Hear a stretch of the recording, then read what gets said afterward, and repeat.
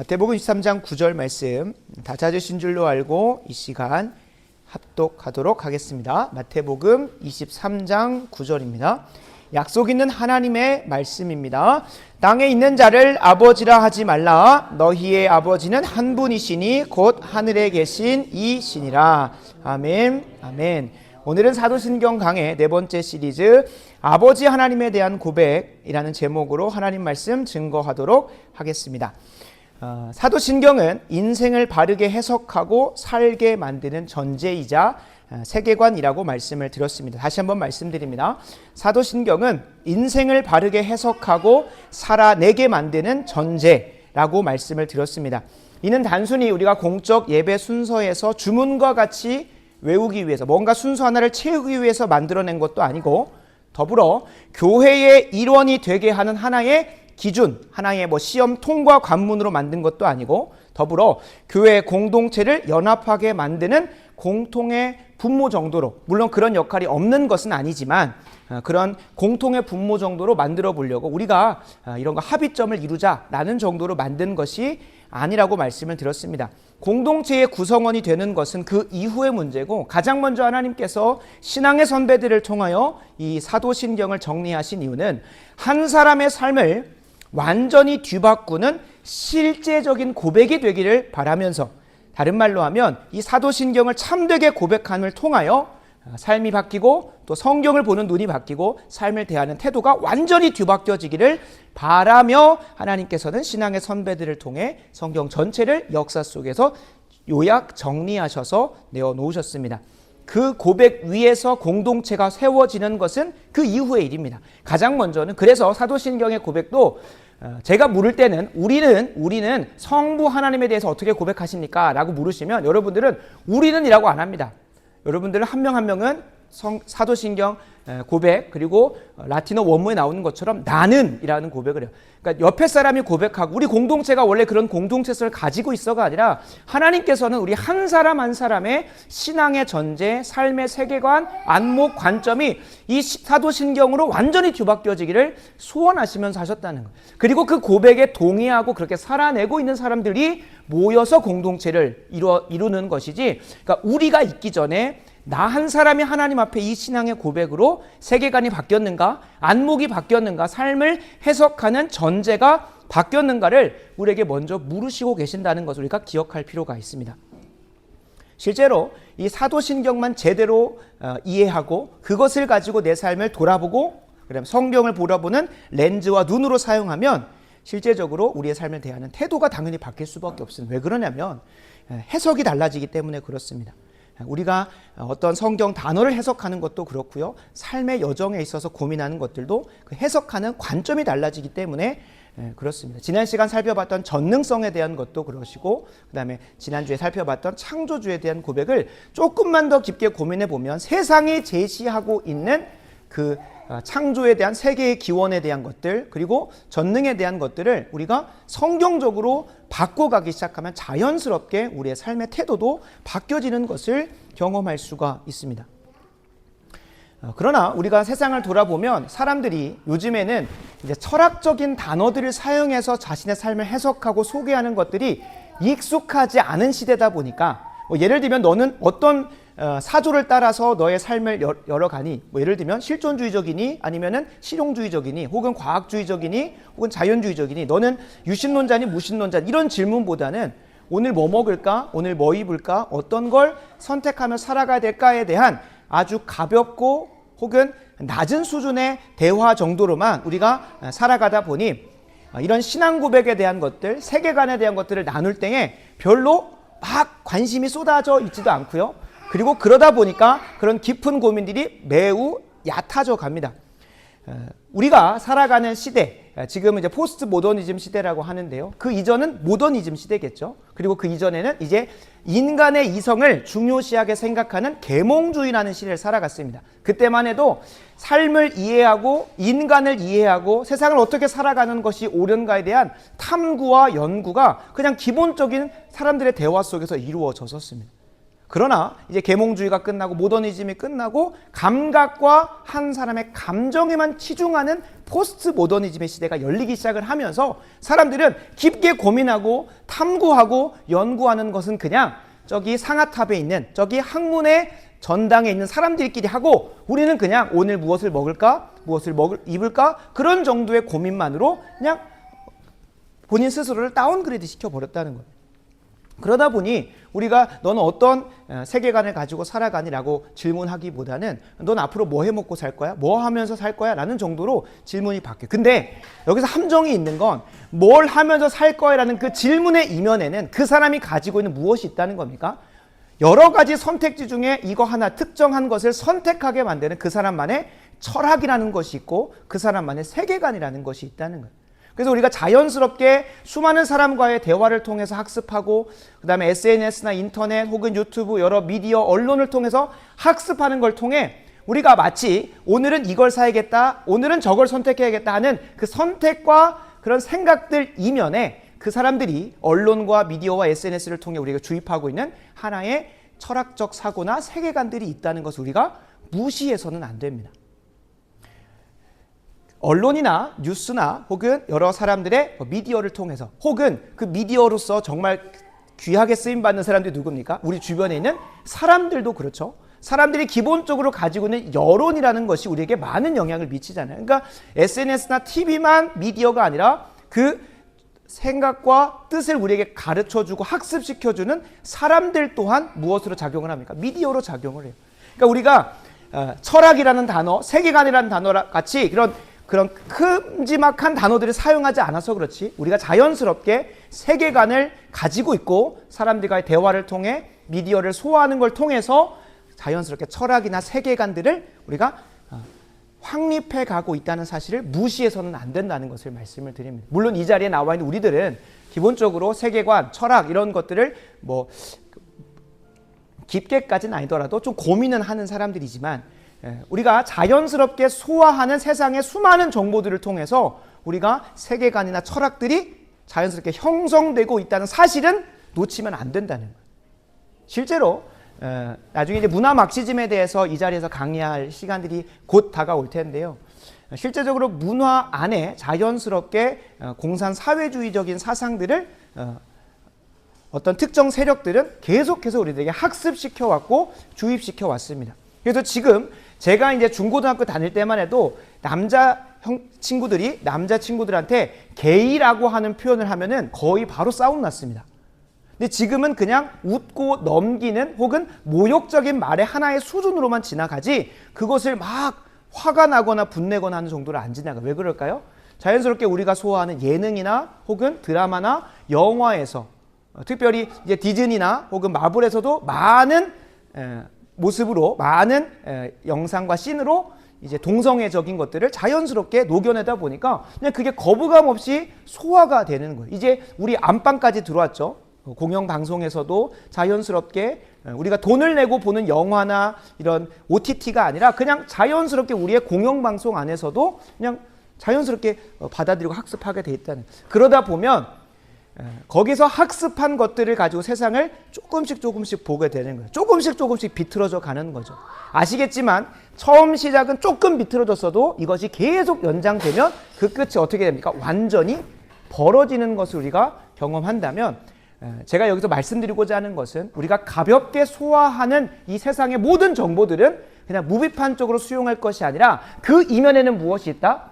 물론 우리는 영적인 존재인 사단 마귀가 그것들을 통하여 우리에게 반성경적이고 하나님을 대적하는 사상들을 분명히 우리에게 가르치고 있다는 것을 말하지만 조금 세상의 언어로 말하면 그들이 생각하기에 옳다고 보는 철학과 세계관을 우리가 소화하기 좋은 미디어나 문화 콘텐츠로 바꿔서 우리에게 먹이고 있다는 것을 우리가 간과해서는 안 된다는 거예요.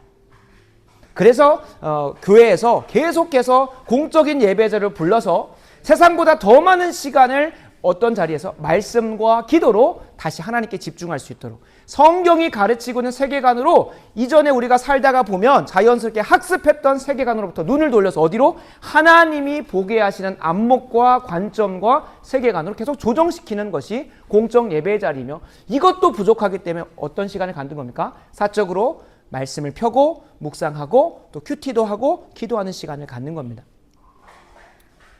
여기서 문제가 한 가지 있습니다. 성경을 아무리 본다고 한들, 기도를 아무리 본다고 한들 성경적으로, 다른 말로 하면 하나님이 의도하시고 우리에게 원하시는 방향으로 성경을 읽어내지 않고, 혹은 하나님이 기뻐하시는 방향으로 우리의 세계관의 틀을 바꿔내지 않으면, 성경을 본다고 하지만, 기도의 자로 나아간다고, 심지어 공적 예배의 자리에 나온다고 하지만 세상의 세계관으로 그 자리에 임하고 있을 수 있다는 것을 우리가 간과해서는 안 됩니다. 그래서 성경을 성경으로 볼 수 있게, 다른 말로 하나님이 원하시는 의도대로 성경을 읽어내고, 더 나아가서는 성경의 가르침을 따라 이 세상의 삶을 하나님이 가르치는 방향으로 살아내기 위해서는 무엇의 변화가 필요하겠습니까? 전제와 세계관의 변화가 필요합니다. 그래서 저희가 지난 3주 동안 사도신경을 배워온 것이고, 계속해서 사도신경을 이제 앞으로도 계속 배워가게 됩니다. 그러니까 여기서 다루는 것은, 사도신경에 나오는 하나님이 이런 분이구나, 관념으로 알고 가면 아무 쓸데기가 없습니다. 그러면 100번, 1000번, 10,000번 수요기도를 나와도 아무 소용이 없습니다. 여기에서 나오는 아버지 하나님에 대한 그 관념이 우리의 삶의 실제를 해석해낼 수 있는 전제의 바꿈이요, 세계관의 바꿈이요, 관점의 바뀜으로 나아가야 한다는 거예요. 오늘 살펴보겠지만 아버지 하나님이 우리를 양육하시는 방법을 제대로 알게 되면 우리의 삶에 있는 고통과 우리의 삶에 찾아오는 핍박과 환난 혹은 어려운 것들이 무엇인지를 이해하고 깨닫게 되고, 심지어는 그것을 기대하고 소망하게 됩니다. 그러니까 하나님 아버지에 대한 바른 성경적인 가르침을 내 삶으로 깊이 가져와서 경험하게 되면, 다른 말로 사도신경의 고백을 실제로 내 삶 가운데 경험하기 시작을 하면 내 삶이 바뀌기 시작을 한다는 거예요. 그래서 오늘은 사도신경 성부 하나님에 대한 고백 중에 마지막 시간으로 아버지 하나님에 대한 고백을 깊이 살펴보려고 합니다. 바라고 원하옵기는 이 아버지 하나님에 대한 참된 고백을 우리가 이전에 가지고 있었던 개념에서 치환해버려서 이 하나의 개념의 바뀜이 연쇄 반응을 일으켜가지고 우리의 삶으로까지 변화가 경험되어지길 간절히 소원합니다. 특별히 요즘 시대에는 아버지에 대한 관념을 완전히 뒤틀어놔 버렸습니다. 우리가 하나님을 먼저 만나고 육신의 아버지를 만나는 게 아니라, 우리가 지각이라는 활동을 할 때 가장 먼저 경험하는 건 육신의 아버지를 먼저 경험하기 때문에 육신의 아버지에 대한 관념을 가지고 누구를 보기 시작합니까? 반대로 하나님 아버지를 보기 시작을 해요. 그러다 보니까 오해가 생기고 하나님에 대한 믿음이 더 안 생깁니다. 그래서 사단은 뭘 바꾸냐면 이 땅에는 육신의 아버지의 모습을 비틀어버리는. 그래서 선두주자로서, 대표 선수로서 쓰임받고 있는 사람들이 누굽니까? 페미니스트들이 그렇죠. 페미니스트들이 가부장적인 것, 권위주의적인 것을 내세우면서 여성 인권 신장 운동으로 시작됐던 페미니즘이 지금은 아마 3세대인가 4세대로 알고 있는데, 거기 가고 나니까 어떤 걸 종용하고 가르치는 선두주자가 되었습니까? 반성경적이고 하나님을 대적하는 사상인 공산사회주의 사상 혹은 문화막시즘, 네오막시즘을 가르치는 아주 온상으로 쓰임받고 있습니다. 한 페미니스트가 정말로 여성 인권 신장 운동을 위해서 정말 그 단체에 가입을 했는데, 가보니까 가르치는 건 여성 인권은 아주 등한시한다는 거예요. 오히려 공산 사회주의 사상을 막 가르치고 학습시키고 어떻게 하면 그것들을 또 연장할 수 있을지, 확산할 수 있는지, 그런 정도를 고민한다. 그러니까 페미니스트들이 아주 이 하나님 아버지에 대한 관념을 아주 완전히 비틀어놔 버린 거예요. 물론 우리가 죄성으로 인해서 남성들이 여성을 핍박하고 혹은 박해하고 혹은 억압했었던 역사를 부정하자고 하는 것이 아닙니다. 분명히 있었습니다. 그걸 부정하자고 하는 게 아니에요. 그러나 이 성경이 남성 우월주의적인 사고에서 나왔다든지, 혹은 남성들이 썼기 때문에 하나님이 아버지라고 계시되었다고 한다든지, 혹은 원래는 어머니 하나님인데 남성들이 썼기 때문에 본인들의 입맛에 맞게 아버지로 바꿨고, 예수님도 아들이 아니라 원래는 딸이다 라고 할 정도까지도 신학이 완전히 비틀어지는, 심지어 그 열매의 가장 끝, 최근에는 어디까지 갔습니까? 퀴어 신학적으로 성경을 다시 재편하기까지 했습니다. 그래서 우리가 이미 세상 문화 속에서 자연스럽게 받아왔던 동성애적인 거거나 혹은 페미니스트적인 것들은 조금 제해야 되고, 또 한 가지가 있습니다. 한국 사회에서 좀 특히 더 그런데, 제가 미국이나 다른 데는 뭐 아버지로서 있어 보지 않았으니까요. 한국 사회에서는 아버지의 역할이 어떤 것으로 많이 전락되어져 있습니까? 원래 성경에서는 좀 이따 나누겠지만 하나님을 보여주는 형상, 하나님을 보여주는 모형으로서 훈육의 대상 혹은 양육의 최일선에서 감당해야 되는 사람입니다. 근데 지금 한국 사회에서 아버지 역할은 돈을 벌어오는 기계 정도로 전락해버렸고 그냥 아이들이 아버지의 모습을 생각할 때 뭐밖에 생각 안 납니까? 뒤늦게 술 취한 채로 들어와서 어머니와 싸우다가 그냥 각방을 쓰고 그냥 가는 그런 존재로 이미 문화적으로 고착화됐죠. 야근에 혹은 주말에는 또 이렇게 여러 가지 활동들을 하면서 자녀 양육에서 완전히 배제되어지고 그러다 보니까 아이들에게 있어서 아버지라는 존재는 그냥 만나면 폭력적이고 뭔가 무뚝뚝하고 대화가 안 되는 항상 뭔가 취해 있고 항상 늦은 밤에 들어오는 그 정도의 이미지를 갖고 있다 보니까 당연히 성경에서 성경을 통하여 스스로를 아버지라고 계시하신 하나님을 이해할 때는 어떻게 되겠습니까? 오해와 편견이 생길 수밖에 없습니다. 그래서 참 많은 청년들이 하나님을 아버지라고 고백을 못합니다. 성자 예수님은 너무나 잘 믿어요. 그러나 아버지 하나님을 입술로 고백하기까지 꽤 오래 걸리는 것들을 많이 보게 됩니다. 왜 그러냐면 본인의 육신의 아버지가 자신에게 경험시켜줬던 뼈아픈 과거가 있기 때문에 그것 때문에 하나님을 아버지라고 고백 못할 때가 있어요. 근데 단순히 그들만이 아니라 우리 또한 우리가 속한 이 문화와 우리가 사람들과의 대화 속에서 자연스럽게 습득하는 아버지에 대한 관념을 가지고 성경을 보다 보니 성경 전체에서 일관되고 통일되게 말하는 하나님 아버지에 대한 고백으로 고백을 하는 게 아니라 내 마음대로 하나님 아버지를 만들어 놓고 믿고 있을 때가 있다는 거예요. 그러니까 그 잘못된 믿음 때문에 그 열매가 어떻게 되는 겁니까? 잘못된 방향으로 가게 되는 거죠. 그래서 오늘 우리가 하나님 아버지에 대해서 성경에서 4가지로 그 모습을 분명하게 가르쳐 줍니다. 이 4가지를 우리가 가지고 가서 이제 하나님 아버지에 대한 고백을 점차 바꿔가는 겁니다. 이 개념이 바뀌는 순간 우리가 세상을 대하는 태도나 삶을 대하는 태도도 분명히 달라질 것입니다. 그래서 우리가 오늘 말씀에 나온 것처럼 이 땅에는 우리에게는 이 땅에 있는 아버지들이 아니라 하늘에 있는 아버지가 진짜 참된 아버지라는 사실을 깊이 깨닫고 가는 놀라운 내가 있기를 소원합니다. 첫 번째입니다. 성경에서 말하는 아버지 하나님에 대한 고백에 내포된 첫 번째 의미는 하나님 아버지는 훈육하시는 분이라는 겁니다. 첫 번째, 하나님 아버지는 훈육하시는 분이시다. 오늘 본문은 그냥 한 절로만 하나님이 아버지다라는 정도만 다루고 있고요. 성경 전체에서 좀 살펴볼 텐데 함께 히브리서 12장 5절 11절을 살펴보기 원합니다. 히브리서 12장 5절 11절을 같이 함께 찾아보겠습니다.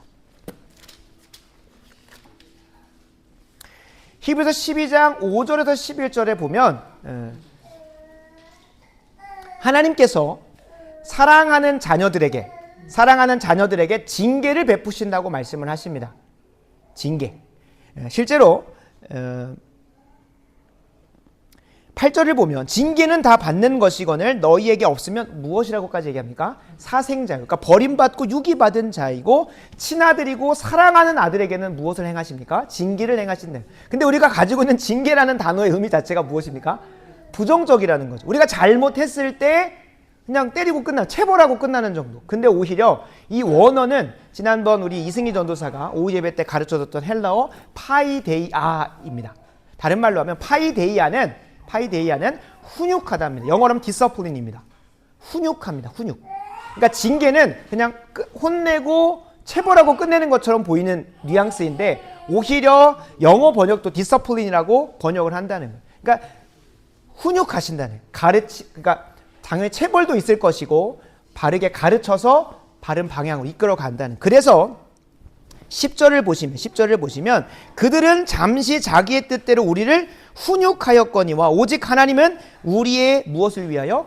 유익을 위하여 어디에 참여하게 하십니까? 하나님의 거룩함으로 나아갈 수 있도록 우리에게 뭘 하시는 겁니까? 훈육하신다는 거예요. 여기서 이제 10절 앞부분에 있는 그들은 누구냐면 육신의 아버지라는 거예요. 육신의 아버지들도 누구를 훈육합니까? 자녀들을 훈육합니다. 왜 그럴까요? 자녀들은 그 인생을 다 살아본 것도 아니고 그 지각과 분별력이 누구에 미치지 못합니까? 먼저 된 아버지나 부모 세대에게 전혀 미치지 못합니다. 그래서 무엇이 내게 유익이 되고 무엇이 내게 해로운 것인지를 분별을 못합니다.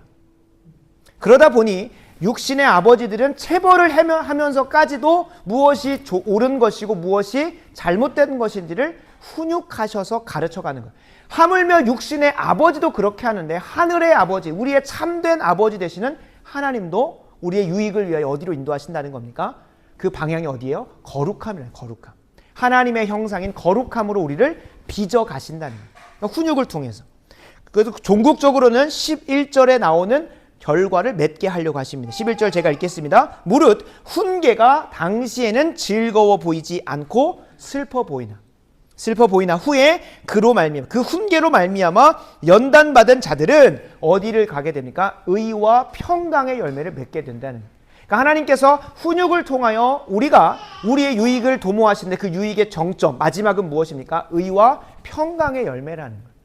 그러니까 우리가 알지 못하고 매번 죄 가운데로 가게 되면 의와 평강에 이르는 것이 아니라 죄와 불안, 두려움, 사망의 열매로 가게 되는 거예요. 그래서 하나님은 우리를 뭐 하셔서? 체벌하셔서 훈육하셔서 어디로 인도하시는 겁니까? 거룩함으로 나가게 하시고 그 거룩함의 끝에 의와 평강의 열매로 인도하시는 것을 성경이 이야기하고 있습니다. 근데 우리가 좀 기억해 볼 만한 부분은 11절에 나오는 것처럼 훈육을 받는 당시에는 뭐 하지 않습니까? 즐거워 보이지 않습니다. 오히려 슬퍼 보이기까지 합니다. 잘못된 것을 우리가 가르쳐 갈 때에 우리가 이제 특히 이제 저런 이제 요한이나 그 다음에 저기 노아와 같이 어린아이들은 초반에 이제 고집을 꺾어야 된다고 하더라고요. 근데 그 고집을 꺾는 그 순간이 참으로 고통스럽습니다. 왜요? 본인은 너무나 이걸 원해요. 너무나 원해서 부모도 너무나 막 악쓰면서까지 울으니까 근데 이 상황을 모면하려고 그냥 막 허락해 주다 보면 그 고집이 강성하여져서 이제 꺾지 못하는 때가 오거나 혹은 꺾기 어려운 때가 와버립니다. 그러면 본인은 무엇이 옳은지 좋은지를 몰라요. 그럼 그 고집대로 그대로 계속 가면 어떻게 그 자신의 고집대로 가서 본인이 해칠지도 모르고 본인에게 안 좋은 영향을 가질지도 모르는데 그것이 꺾이지 않아요. 그 꺾이는 순간은 어떻습니까? 부모도 고통스럽습니다. 이 아이가 그 고집을 꺾을 수 있도록 울든 말든 그것을 방치하고 그 시간들을 견뎌가야 되는 거예요. 그러니까 본인 입장에서 악쓰고 울고 하니까 얼마나 고통스럽겠습니까? 심지어 엄청 슬프죠. 그러나 하나님은 우리의 유익을 위하여 거룩하심에 참여할 수 있도록 스스로 감내하시면서 훈육을 하신다는 거예요. 그것이 하나님을 아버지로 모신다고 하는 고백하는 자들의 삶의 고백입니다. 그래서 우리의 삶 가운데에 내 의지가 꺾이고 내 뜻이 꺾이고 내 계획이 꺾이고 있다면 그것은 오히려 좋은 겁니다. 왜요? 우리는 태생 자체가 죄인이고 사고하는 것 자체가 사망으로 달려가는 존재들입니다. 근데 그것이 꺾인다는 것. 그래서 어떤 목사는 이런 고백을 합니다. 내 뜻대로 내 삶이 풀리지 않는 것은 가장 행복한 일이다. 왜 누구 뜻이 되어져 가고 있는 겁니까? 하나님 아버지의 그 선하신 뜻이 내 삶 가운데 펼쳐져 가고 있다는 것의 반증이기 때문에 비록 내 뜻이 꺾이고 내 계획과 내 생각들이 꺾일지라도 그것은 정말 즐거워 보이지 않고 슬퍼 보일지라도 기뻐할 수 있는 것은 나를 나보다 더 잘하시는 하나님 아버지의 뜻이 이루어져 가고 있고 오늘 본문의 표현을 따르면 훈육받고 있는 것이기 때문에 기뻐할 수 있는 것입니다. 혹여 누구에게 차마 말할 수 없는 고통과 하나님의 훈육의 시간 가운데 있으신 분이 있다면 오늘 말씀을 가지고 하나님께서 약속하신 바 우리를 그 훈육을 통하여 계속 슬픔과 어두움과 불안으로 이끄시는 것이 아니라 도리어 거룩함에 참여하게 하시고 우리의 유익을 위하여 의와 평강의 열매로 인도하신다는 그 약속을 믿고 기뻐하셨으면 좋겠습니다. 도리어 그 훈육의 시간을 잘 연단받으시고 인내하셨으면 좋겠습니다. 그래서 그 하나님께서 맺어주시는 의와 평강의 열매, 이것은 그냥 원론적인 거죠. 의, 평강, 뭔가 마음 가운데 평안이 있고 근데 이것을 각자 사람마다 구체적으로 경험케 하시는 열매들은 또 다른 거잖아요. 그래서 이거를 우리가 증거하고 간증할 때 누구가 자랑되는 겁니까? 내 아버지 되시는 하나님이 찬양받으시고 하나님이 예배받으시고 하나님의 이름이 드높여지는 거예요. 그래서 하나님은 훈육하시는 분이다라는 것을 관념적으로가 아니라 머리로가 아니라 내 삶을 해석해내는 귀한 하나님 아버지에 대한 고백으로 가져가시는 은혜가 있기를 간절히 소원합니다. 두 번째입니다.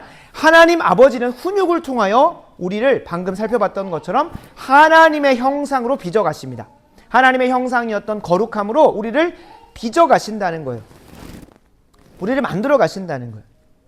육신의 부모도 방금 살펴봤던 것처럼 12장 10절에 나오는 것처럼 자기의 뜻대로 우리를 뭐합니까? 만들어갑니다. 육신의 부모도 육신의 부모의 뜻대로 우리들을 훈육하여 만들어가요. 빚어간다는 거예요.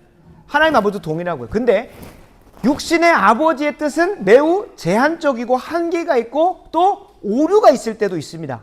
왜요? 우리를 낳긴 낳았지만 우리를 창조하거나 우리를 잘 모를 수 있기 때문에 그래요. 실제로 이 세상의 아버지들, 한국 사회의 아버지들은 어떤 걸 꿈꿉니까? 기본적으로 자녀들을 어떤 모습으로 만들어 가냐면 적어도 대학은 가야지. 적어도 연봉 얼마짜리가 되는 직장에는 가야지. 적어도 도심에 30평짜리 아파트에는 살게 해야지. 라는 정도로 이 땅에서 어떻게 좀 해야 되는지에 대해서 그 정도의 뜻을 가지고 초등학교 때부터 학원을 뺑뺑뺑뺑뺑 돌립니다. 적어도 대학은 보내려고. 적어도 연봉 얼마짜리 직장에는 가게 하려고. 적어도 도심 30평짜리 아파트에는 살아내게 하려고 뭐 하는 겁니까? 그러한 자기의 뜻대로 빚으려고 없는 돈, 있는 돈, 맞벌이를 해가면서까지 최선을 다해서 뭐 합니까? 학원을 돌리는 거예요. 그리고 뭐가 망가집니까? 인성이 망가지죠.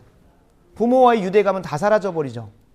실제로 제가 많은 부모님들을 만나본 것은 아니지만 많은 부모님들이 이런 생각을 하지는 못하는 것 같습니다.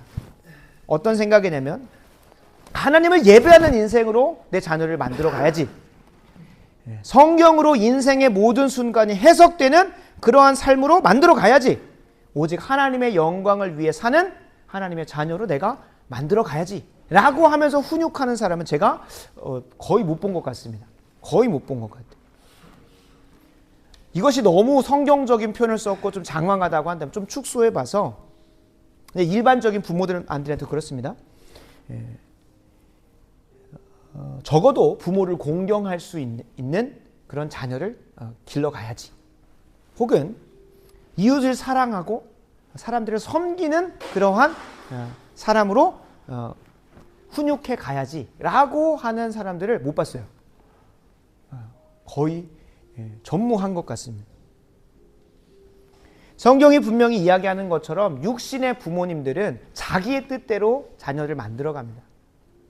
근데 그것이 선한 것인지 옳은 것인지 잘된 것인지 모르고 그냥 일단은 자기의 뜻대로 만들어 간다는 거예요. 그러나 하나님 아버지는 어디로 인도해 가실까요? 로마서 8장을 잠깐 한번 찾아보겠습니다. 로마서 8장입니다. 로마서 8장을 한번 찾아보겠습니다. 로마서 8장 28절에서 29절을 같이 함께 합독해 보겠습니다. 다 같이 읽습니다. 우리가 알거니와 하나님을 사랑하는 자 곧 그의 뜻대로 부르심을 입은 자들에게는 모든 것이 합력하여 선을 이루느니라. 하나님이 미리 아신 자들을 또한 그 아들의 형상을 본받게 하기 위하여 미리 정하셨으니 이는 그로 많은 형제 중에서 맏아들이 되게 하려 하심이니라. 아멘. 아멘. 롬 828이라고 할 정도로 엄청나게 유명한 말씀입니다. 내 삶에 찾아오는 모든 순간은 다 합력하여 하나님의 선하심 가운데 좋은 길로 갈 거야. 무엇입니까? 원형적 사고죠. 그죠? 모든 것이 긍정적으로 방향이 향하게 돼. 이제 원형적 사고가 무엇인지 모르시는 분들은 이제 내가 이제 다른 세대가 됐구나. 이 세대와. 그래서 이제 장원영이라고 하는 이제 아이돌이 모든 긍정적으로 생각을 해서 맞죠? 이게 맞는 표현이죠. 그래서 원형적 사고라고 해요. 그래서 항상 긍정적이게 뭐 혹은 이런 표현을 쓰면 럭키비키잖아. 해서 이렇게 모든 게 다 잘 풀려간다, 잘 풀릴 것이다라는 그런 이제 자기 확신과 심리 가운데 나아가는 사고인데 그냥 롬828을 가지고 와서 그냥 원형적 사고 혹은 항상 긍정적인 사고로 가라고 로마서 8장 28절이 있는 게 아닙니다. 하나님께서 어떠한 선을 이루어 가십니까? 내가 원하는 선이 아니라 하나님이 원하는 선의 모습은 29절에 나오는 거예요. 이 모든 훈육의 시간들을 통하여 29절 하나님이 미리 하신 그 자녀들을 또한 그 아들의 형상 누굽니까? 예수 그리스도의 형상, 다른 말로 하면 하나님의 형상을 회복하고 이루어 가도록 이 모든 삶의 시간들을 훈육으로 사용하신다는 것이 로마서 8장 28절과 29절이 이야기하고 있는 거예요. 그러니까 하나님은 세상의 육신의 아버지들은 자기의 뜻대로 혹은 세상이 가르쳐준 문화와 트렌드대로 자녀들을 망쳐가지만 반대로 우리보다 더 잘하시는 하나님 아버지는 우리를 어디로 인도하시는 겁니까? 자신의 형상으로, 하나님의 형상으로 빚어가시려고 그 훈육을 이루어 가신다는 거예요.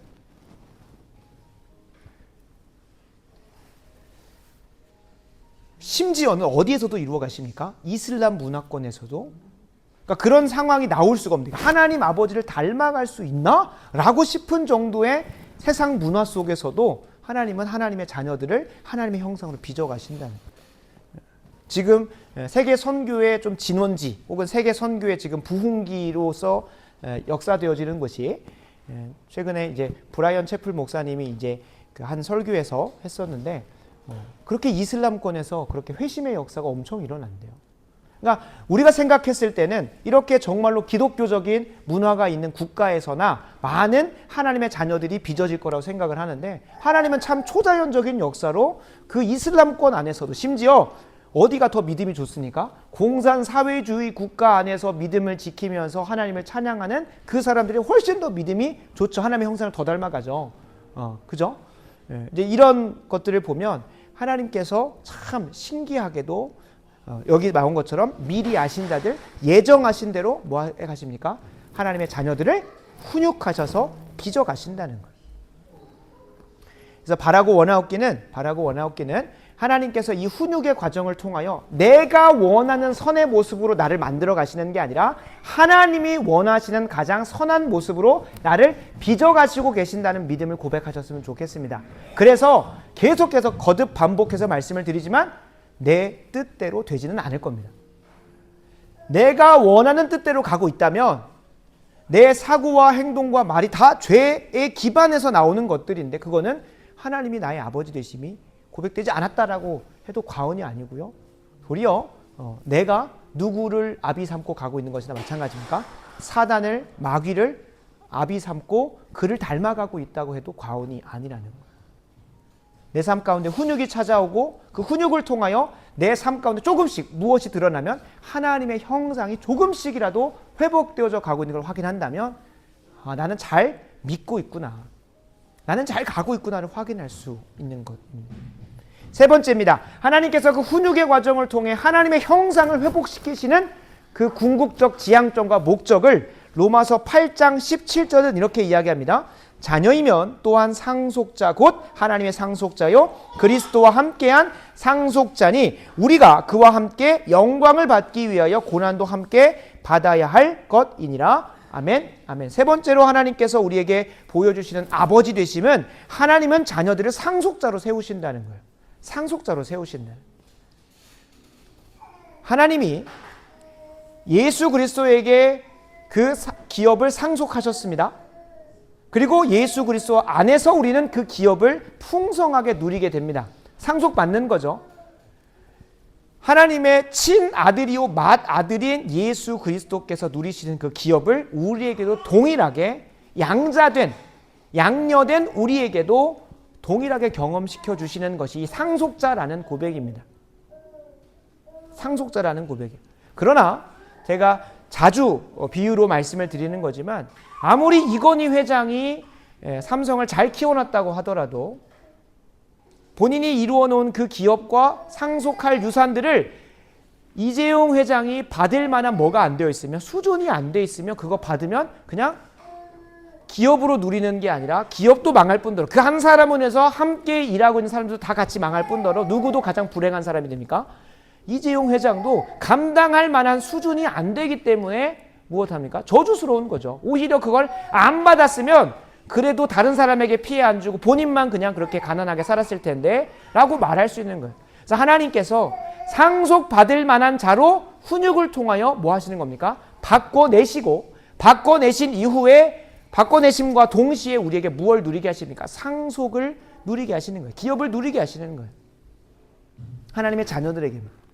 그래서 우리가 하나님을 아버지라고 고백하고 있다면 하나님 아버지께서 이루고 계시는 그 놀라운 기업에 나도 동참하고 있는지를 점검을 하셔야 되네요. 내가 하나님을 아버지라고 고백을 하면서도 아버지가 하시는 일에 나는 그냥 전혀 관심을 안 갖고 있다. 그러면 하나님을 아버지라고 고백하는 게 아닙니다. 예수님께서도 내가 이곳에 와서 하는 것이 누구의 일이라고 합니까? 내 일이 아니다. 내 일 하러 이 땅에 온 거야. 누구의 일을 하러 왔다고 합니까? 아버지의 일을 하러 왔다는 거예요. 아버지의 일을 하러 이 땅에 왔다고 예수님도 말씀하고 다니시는 거예요. 그러니까 하나님을 아버지라고 내가 믿음으로 고백하고 있다라고 한다면 나의 삶 가운데 자연스럽게 훈육이 해석이 되어져야 되는 것이고, 내가 하나님의 자녀로 빚어지고 있는지를 점검해야 되는 또 한 가지는 내가 하나님의 일을 감당하고 있는가. 그러니까 세상 사람들은, 다시 하면 그리스도인들은 이 기업을 누릴 수밖에 없습니다. 근데 이 기업이 세상이 이야기하는 뭐 명예나 물질이나 그런 기업이 얘기하는 것이 아니라 하나님께서 무엇을 하십니까? 세상을 창조하시고 세상을 구원하시고 하시죠. 그리고 예수 그리스도께서도 하나님의 보내심을 받아서 이 땅에 오셔서 하신 게 뭡니까? 죄로 인해 망가진 이 세상을 구원하시고 재창조하시고 새 창조하신 거예요. 똑같이 우리도 그분의 기업을 이어받은 자로서 뭐 하는 겁니까? 로마서 8장 21절에 보면 그 바라는 것은 피조물도 썩어짐의 종노릇한 데서 해방되어 하나님의 자녀들의 영광의 자유에 이르는 것이. 무슨 말이냐면 예수님께서 구원 사역을 시작하셨습니다. 새 창조를 시작하셨어요. 그리고 지금 하늘 보좌 우편에 가셔서 우리를 위하여 중보하십니다. 둘째 아들, 셋째 딸들을 위해서 중보하고 계세요. 뭐 하기 위해서? 하나님께서 예수 그리스도를 통해 시작하신 그 구원 사역, 새 창조의 사역을 성령으로 충만하여져서 우리도 이 자리에 있는 우리 한 명 한 명이 하나님의 일을 계속해서 이어 행할 수 있도록 중보하고 계신다는 거예요. 온 피조 세계에 하나님의 뜻이 이루어지는 그걸 위해서 우리 한 사람 한 사람을 훈육하셔서 평생을 회복시키시고 그걸 감당할 만한 수준으로 빚어 놓으셔서 이끌어 가신다는 거예요. 그래서 이 상속받는 기업이 무엇인지를 제대로 안다면 내게 이 상속받는 기업을 별로 안 줬다라고 불평불만할 수가 없습니다. 이 세상이 말하는 상속받는 기업은 내가 더 누릴 수 있고 내가 더 자랑할 수 있고 내가 더 높은 곳에 올라갈 수 있는 걸 약속하지만 하나님이 약속하시는 우리에게 주시는 유산은 기업은 더 낮아지고 더 겸손해지고 다른 사람을 섬기고 다른 사람을 사랑하는 모습으로 우리에게 요구하시기 때문에 누가 그랬던 것처럼 예수님이 그러셨던 것처럼 이번 주 금요일날 금요 기도 때도 나누는 마지막 예배와 섬김 시리즈겠지만 마가복음 10장 45절 이렇게 이야기하고 있습니다. 인자가 온 것은 섬김을 받으려 함이 아니라 누군가 위에 올라가고 누군가 위에 군림하고 누군가를 이렇게 까내리기 위해서가 아니라 도리어 섬기려 하고 심지어는 어떤 섬김까지 가능하는 겁니까? 자신의 목숨을 많은 사람의 대속물로 주는 섬김까지도 낮아지겠다.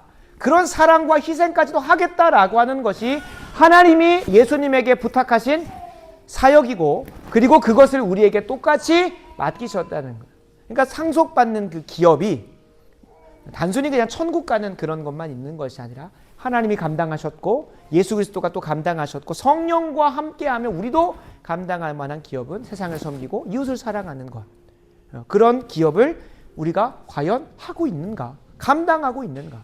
나는 내가 수고하여 돈 벌고 내가 수고하여 이렇게 이루는 것들이 내 배를 불리고 나를 섬기고 하는 것으로 가고 있는지 아니면 다른 사람을 섬기고 다른 사람을 사랑하는 데 쓰이고 있는지 그걸 잘 점검해 보시면 나는 과연 하나님을 아버지라고 믿음으로 고백하고 있는가를 점검해 볼 수 있다는 겁니다. 이 고백이 바로 세워진 사람은 자연스럽게 이번 주 금요일 나누겠지만 섬김의 자리로 가게 되어 있습니다. 왜요? 하나님은 우리를 위해 최고의 섬김을 허락하셨고 예수 그리스도는 자기의 목숨을 많은 사람의 대속물로 주면서까지도 섬김하셨고 그분의 형상을 닮은 누구도 나도 하나님을 사랑하고 이웃을 사랑하는 것으로 온 마음과 힘과 뜻을 다하여 나아가야죠. 그 모습이 안 드러나고 있다면 하나님은 내 아버지가 아니신 겁니다. 하나님이 내 아버지가 아니신 거예요. 무서운 말이지만 반대로 정말로 사탄이 내 아비일 수 있습니다. 마지막으로 하나님께서 우리에게 보여주시는 아버지 되심의 네 번째 참된 의미이자 유익은 하나님과 친밀히 교제할 수 있게 하셨다는 겁니다. 로마서 8장 15절을 다 같이 한번 읽고 오늘 말씀을 마무리하면서 이것이 약속하고 있는 기도의 자리로 나아가길 소원합니다. 로마서 8장 15절입니다. 다 같이 함께 읽어보겠습니다. 너희는 다시 무서워하는 종의 영을 받지 아니하고 양자의 영을 받았으므로 우리가 아빠 아버지라고 부르짖느니라. 아멘 아멘. 하나님을 아빠 아버지라고 부를 수 있게 됐다는 거예요. 앞선 세 가지의 것보다도 더 귀한 것. 우리가 뭐 어떤 사역을 감당하고 어떤 것 하나님께서 떡고물로 주시고 기업으로 누리게 하는 차원을 떠나서 하나님 그분이 내 아버지가 되셔서 내 필요한 것들, 나의 원하는 것들을 하나님 앞에 나아가서 진솔하게 고백할 수 있고, 그리고 그분의 양육을 받고 훈육을 받을 수 있는 그 총체적인 것이 무엇으로 나옵니까? 이 아빠, 아버지라 부르짖는 기도의 자리, 그리고 그분 앞에 나아가 지혜를 구하며 엎드리는 말씀 묵상의 자리, 이 모든 것들이 하나님께서 우리에게 아버지 되신다는 것에 가장 총체란. 그래서 계속해서 말씀드리는 오늘 하나님이 아버지 되시는 삶의 모습은 이런 겁니다 라고 말하는 것의 반대는 뭐냐면, 만약에 그것을 내 삶 가운데서 경험해보지 못했고 그것을 하고 있지 않다면 나는 결코 하나님을 아버지라고 고백하는 게 아닙니다. 하나님을 아버지라고 고백하는 게 아니라는 거예요. 다른 말로 하면 내가 하나님을 아빠, 아버지라 부르짖으면서 내 필요한 것들을 주님께 구하고 그것이 나에게 해가 되는 것이라면 하나님의 훈육 가운데 교정되어지고 하나님의 형상을 따라 닮아가고 심지어는 하나님의 뜻대로 살아가는 삶으로 가는 여정들이 총체적으로 경험되어지고 있다면 나는 하나님을 아버지로 참되게 고백하는 것입니다. 다른 말로 하나님을 참되게 아버지라고 누리고 있다는 거예요. 근데 반대로 그것이 안 하고 있다면, 안 되어지고 있고 한 번도 경험해 본 적이 없다면 하나님이 내 아버지는 아니신 겁니다. 하나님이 내 아버지는 아니신 거예요.